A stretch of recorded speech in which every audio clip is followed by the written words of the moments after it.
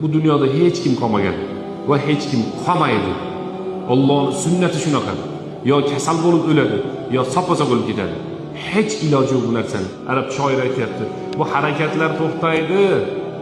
Ko'zing, quloqing to'xtaydi. Qo'ling, oyog'ing to'xtaydi. Tillaring to'xtaydi. Hamma narsang to'xtab qoladi. Qani harakating? To'xtaydi bu harakatlar. Savoblar gapiradi. Ehsonlar gapiradi. Qilingan yaxshiliklaring gapiradi. Qarindosh urug' to'planib borib qabriga qo'yadi. Darrov orqasiga qaytib kelib o'tiradi uyda. Ana o'sha kunda bizga savob kerak bo'ladi, birodarlar. Dunyo mehmonxona. Ancha-muncha tanishlarimiz, ular ham mehmon. Kecha yo'q edi, bugun tanishib oldik, ertaga yo'q. Muammo yo'q. Al-muhim, eng muhimi, inson o'zi nafsi uchun harakat qilsin. Qishloq tilida aytganda, savob bo'ladigan qopi bo'lsa, shu qopini to'ldir qilib savobdan savobsin. Ertaga qiyomatda qabrda o'ziga kerak bo'ladi.